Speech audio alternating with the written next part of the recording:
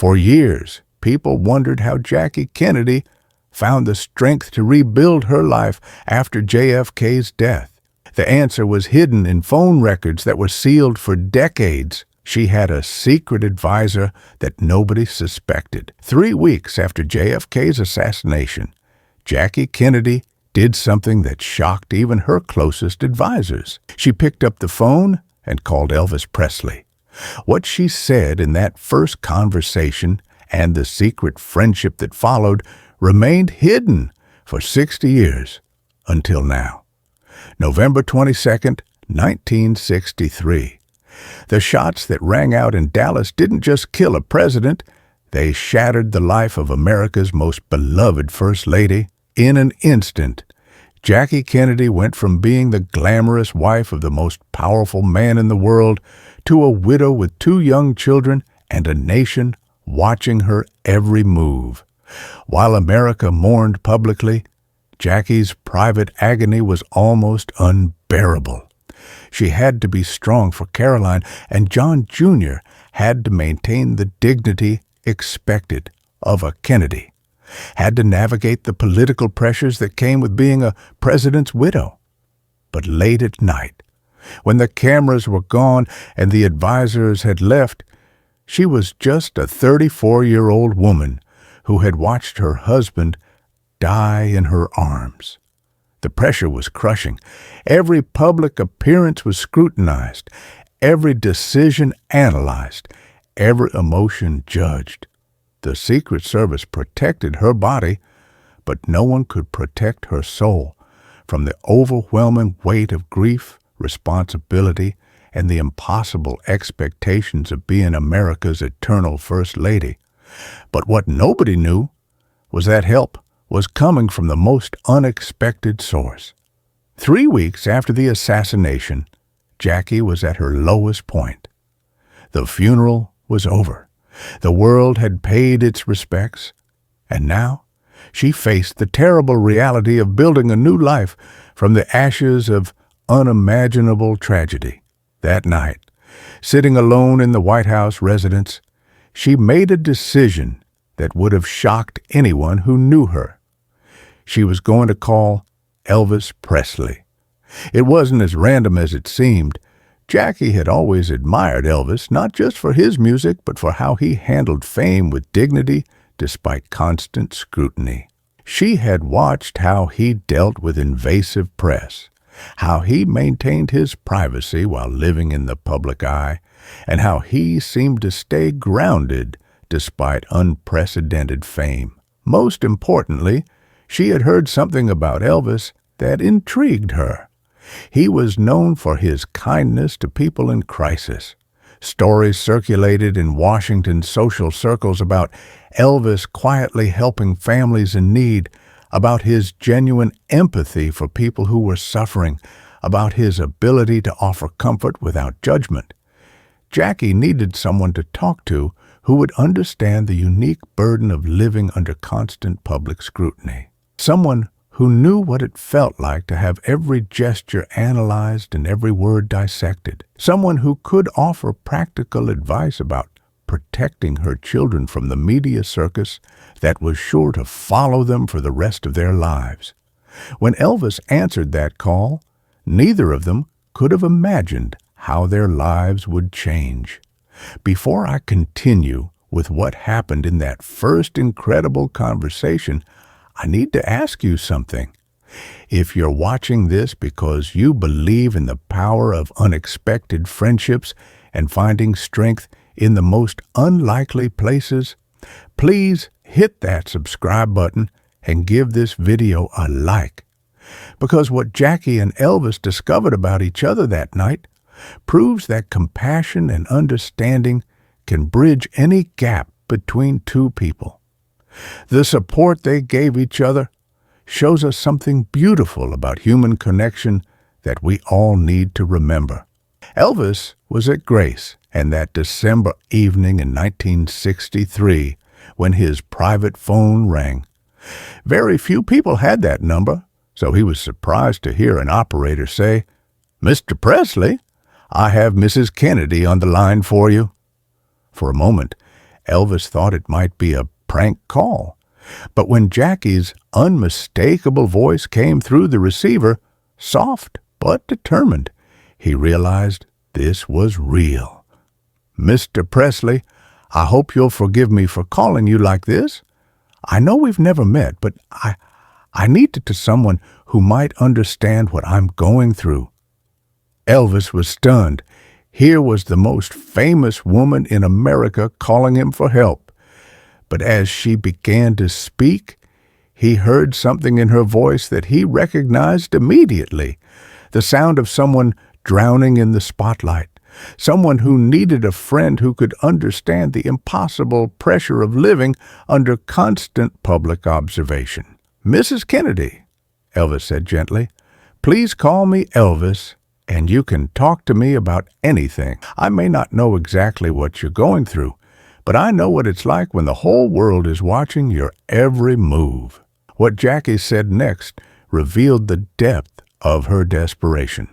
"Elvis," Jackie said, her voice beginning to crack, "I don't know how to protect my children. The photographers follow us everywhere. They climb trees to take pictures through our windows. Caroline is afraid to go outside, and John Jr. keeps asking why the men with cameras are always watching us. I don't know what to do." The pain in her voice was unmistakable. This wasn't the composed First Lady the world saw on television. This was a mother terrified that her children would never have a normal life.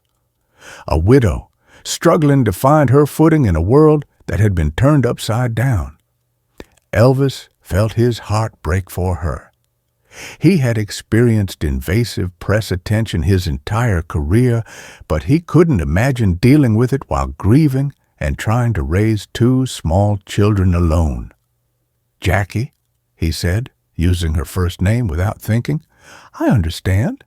I've been dealing with this since I was 21, and it's hard enough for a grown man. I can't imagine what it's like for children who didn't choose this life." He paused, thinking about his own experiences with overzealous fans and intrusive photographers. "Let me tell you some things that might help. First, you need to create safe spaces where they can be regular kids, places where no one can take pictures, where they don't have to worry about being watched." Elvis began sharing practical advice he had learned over years of managing fame. He talked about the importance of trusted security who understood that their job wasn't just physical protection, but emotional protection as well.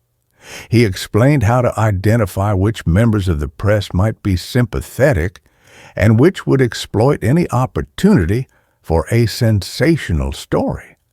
But the most important advice was yet to come. Jackie Elvis continued, "The most important thing I can tell you is this. Don't let them turn your children into symbols. The world wants Caroline and John Jr. to be little Kennedy princes and princess forever, but they're just kids who lost their daddy. Make sure they know they're allowed to be sad, allowed to be angry, allowed to be normal children who don't have to carry the weight of their father's legacy on their shoulders." Jackie was quiet for a long moment, absorbing his words. When she finally spoke, her voice was steadier. "How do you do it, Elvis? How do you stay yourself when everyone wants you to be something else?" "Some days I don't," Elvis admitted with characteristic honesty. "Some days I lose myself in all the noise, but I try to remember that the people who really matter, my family, my true friends, they know who I really am. The rest is just performance." He told her about the importance of having people around her who had known her before she was famous, people who could remind her of who she was when the pressure became overwhelming. "And Jackie," Elvis added, "don't be afraid to say no. You're going to get thousands of requests for interviews, appearances, endorsements. Everyone's going to want a piece of you because you're America's widow. But you don't owe anyone your pain. You don't owe anyone your children's childhood. That first conversation lasted nearly 2 hours. By the end of it, Jackie felt something she hadn't experienced since November 22nd. Hope. This was just the beginning of their extraordinary friendship. Over the next several months, Jackie and Elvis spoke regularly. She would call him when she was struggling with difficult decisions about the children, when the press attention became overwhelming, or when she simply needed to talk to someone who understood the unique challenges of her position. Elvis became her unofficial advisor on media relations, helping her understand which photographers and journalists might be trusted and which should be avoided. He taught her techniques for maintaining privacy in public spaces and helped her develop strategies for protecting Carolyn and John Jr. from the more intrusive aspects of their fame. More importantly, he became a friend, someone she could be completely honest with about her fears, her anger, and her confusion about how to move forward. Elvis never judged her for her moments of weakness or her desire to escape from the public eye entirely. Their conversations weren't always about practical matters. Sometimes they talked about music, about books, about their hopes for their children's futures. Jackie discovered that Elvis was far more thoughtful and intelligent than his public image suggested. While Elvis was amazed by Jackie's strength and resilience in the face of unimaginable tragedy, their friendship remained completely secret. Neither of them ever spoke about it publicly, and they were careful to ensure that their phone conversations couldn't be traced or recorded. Jackie's Secret Service detail knew about the calls, but were sworn to absolute secrecy. But perhaps their most important conversation came in 1968. By 1968, Jackie was facing another life-changing decision.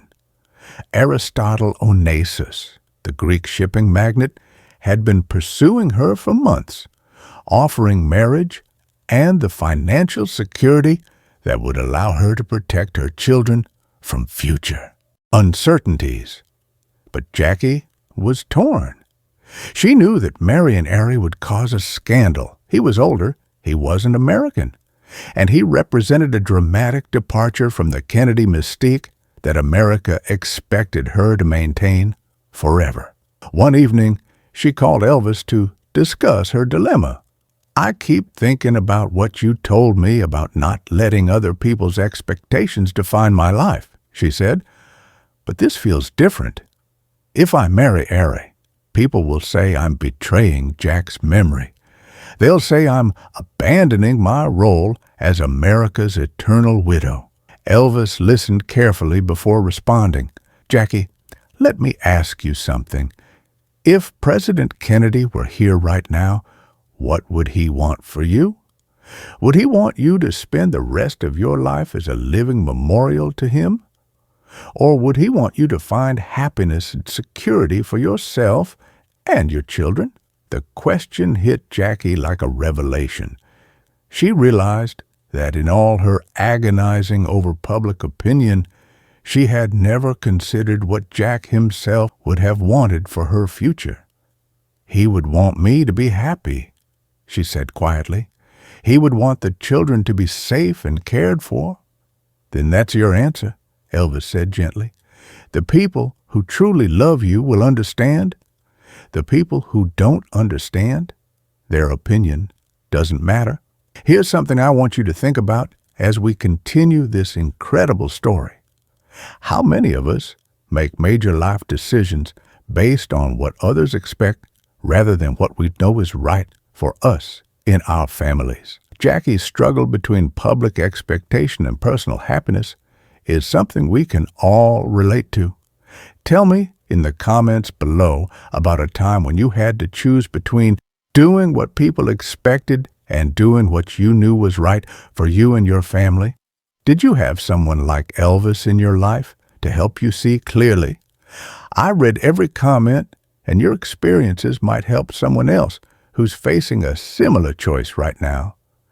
Jackie's decision would shock the world, but Elvis's support never wavered. On October 20th, 1968, Jackie Kennedy married Aristotle Onassis on the Greek island of Scorpios. The reaction was immediate and harsh. American newspapers ran headlines calling her Jackie, oh no, and criticizing her for abandoning her role as the grieving Kennedy widow. But Jackie had Elvis's support throughout the ordeal. He called her the day after the wedding to congratulate her and to remind her that she had made the right choice for her family. "You did what Jack would have wanted you to do," he told her. "You chose your children's future over other people's nostalgia." The marriage to Onassis gave Jackie the financial independence and physical security she needed to truly protect her children. Caroline and John Jr. could grow up away from the constant scrutiny that had plagued them in America. They could have the normal childhood that Jackie had desperately wanted to give them. Elvis continued to offer support and friendship throughout Jackie's new life. When Onassis died in 1975, Elvis was among the first people to call her. When she started working as a book editor in New York, he encouraged her pursuit of a career that was entirely her own. Their friendship lasted until Elvis's death in 1977. Jackie was privately devastated by his passing, though she couldn't publicly mourn without revealing their secret relationship. The true extent of their friendship only became known decades later. In the 1990s, when Jackie's personal papers were being organized after her death, researchers discovered telephone logs and personal notes that revealed the depth of her relationship with Elvis. The notes showed that she had called him dozens of times between 1963 and 1977, and that he had been instrumental in many of her major life decisions.